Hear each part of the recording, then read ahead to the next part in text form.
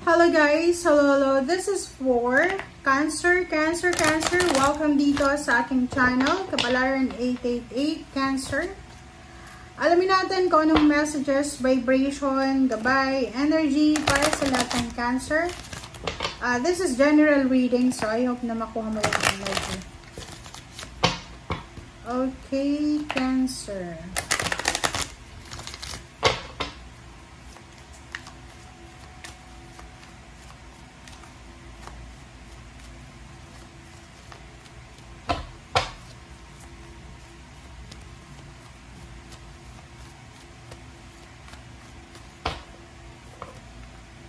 Okay, reverse. Reverse to number 14, message of concern. Wow! Congratulations sa inyo guys. Kasi, reverse siya eh. So, ibig sabihin, maybe may ini-expect ka, Cancer, na bad news. Okay? Maybe you're expecting a bad news. But, taliwa sa bad news na ini-expect mo, na good news pala ang posibleng darating sa'yo. Okay? Kasi reverse siya eh.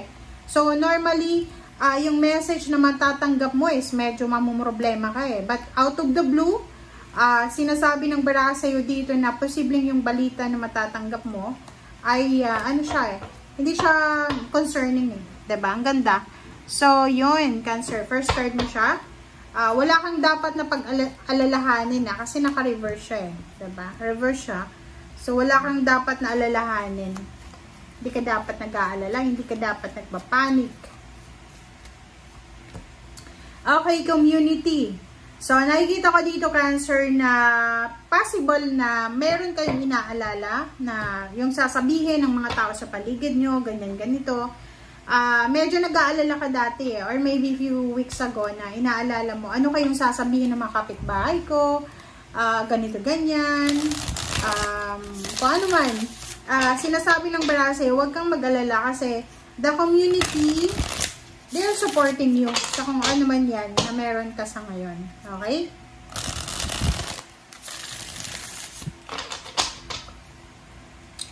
Okay, tingnan natin.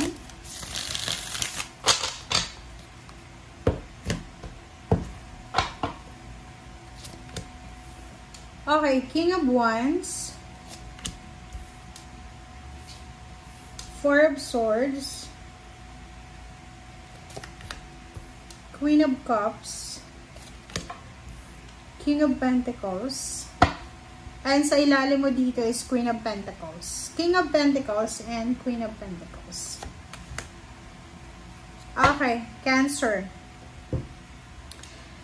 Sa linggong ito, kung makikita mo yung baraha mo, meron ditong Cancer na sobra-sobra siyang abala sa kanyang trabaho.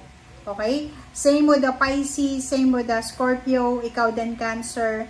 Sobra-sobra kang busy sa trabaho mo. Nakafocus ka lang sa trabaho mo or negosyo ba yan na ginagawa mo. So, yun yung focus mo sa ngayon. Sinasabi ng bara sa'yo dito na kinakailangan mo daw magpahinga. Baka ano ka na, nagtatrabaho ka na sa gabi, sa umaga may mga part-time, or kung ano pang mga sidelines na ginagawa mo. Sinasabi ng bara sa'yo dito na you need to take care of your health, you need to rest, you need to spend time with your family, spend time alone, parang ganon. And yung Queen of Cups, sinasabi ng barahan na at least ka ngayon eh, 'di ba? Yung parang atong King of Pentacles saka Queen of Pentacles, para siyang ano, this is a financial balance, left and right balance, opportunities para sa pera.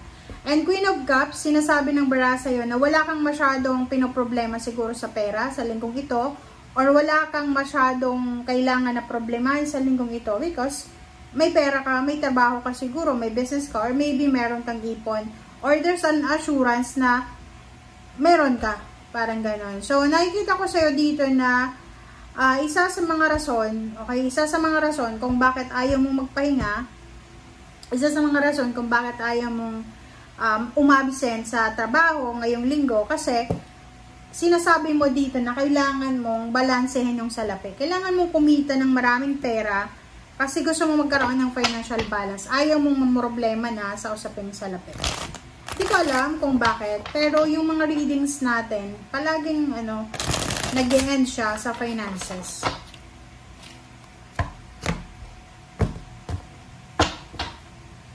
Okay.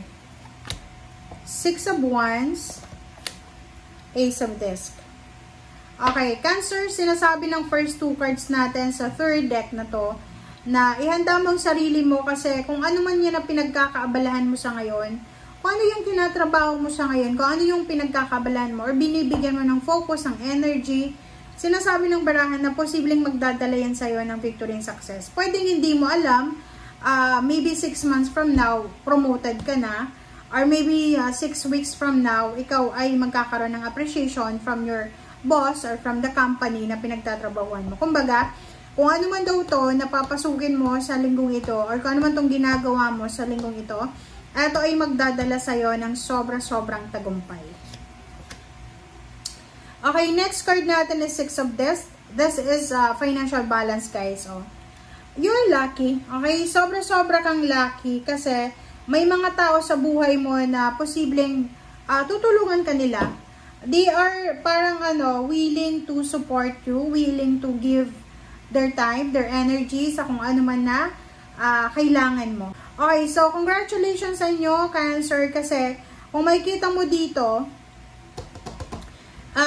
there's incoming Kung halimbawa wala kang trabaho sa ngayon, sinasabi ng baraha sa'yo na continue lang, maghanap ka lang ng trabaho, mag-apply ka lang, or kung ano pa man. Kasi kung ano daw na darating sa'yo, siguradong sigurado na may harvest season dyan. Lalo na kung may trabaho ka ngayon, may business ka, pagbutihin mo pa. Okay? Kung hardworking ka na, mas maging hardworking ka pa, but make sure na yung four of swords na andyan pa rin. Balance Ibig sabihin, you have time, time for your family, for your emotion, and you still have time para sa mga hobbies, you still have time para sa mga sports natin, relaxation, and yun, just a balance lang. And sinasabi ng baraha sa'yo dito na posibleng swerte ka din kasi marami kang kakilala or maraming mga tao na konektado sa'yo na financially stable. Kumaga, pwedeng i-recommenda ka. Like, kung ikaw ay self-employed, pwedeng maganda yung produkto na sinisell mo or yung ginagawa mo. Marami kang kliyente or customers na talagang gusto nila na i-recommenda ka. Kasi job well done Parang yung ginawa mo sa kanilang trabaho ay parang yun yung pwedeng mag-level up sa'yo. May ganun, di ba? Na because of the clients, because of your previous bosses, previous company, maganda yung next na napupuntahan natin. Kaya, kung makikita mo dito, may mga give and take na energy Pwedeng may mga tao dyan na mag-share sa'yo ng knowledge, ng resources, and especially lump sum of money. Halimbawa sa bangko, gusto mong umutang, tapos wala kang wala kang collateral. Maybe there's someone na nagtatrabaho sa bangko na pwedeng tulungan ka para ma-speed up yung yung pangungutang mo, ganito. And sinasabi ng baraha sa'yo na kung ano man daw na level up, kung ano man na upgrade ang posibleng mangyari sa'yo, financial upgrade, emotional, or kung ano man na upgrade ang mangyayari, may mga tao sa paligid mo na papalakpakan ka nila. They are happy, they are parang proud sa kung ano man na success na mayroon ka. Okay? Yung Queen of Pentacles at King of Pentacles, sinasabi ng baraha sa'yo na kahit na sabihin natin na sigurado ka na malaking halagang pera yung mahahawakan mo or sigurado ka na yung future mo ay successful na, but still be careful tayo sa paghahawak ng pera kasi mayroong Queen of Cups, sinasabi ng baraha, may pera ka man or wala, maging kalmado ka lang. Kumbaga, may pera ka man or wala, just be humble kasi pwede kang lapitan ng mga evil eye, pwede kang lapitan ng mga tao na pwedeng nakawin yung fame, yung success mo, or kung ano man yan na pinaghirapan mo.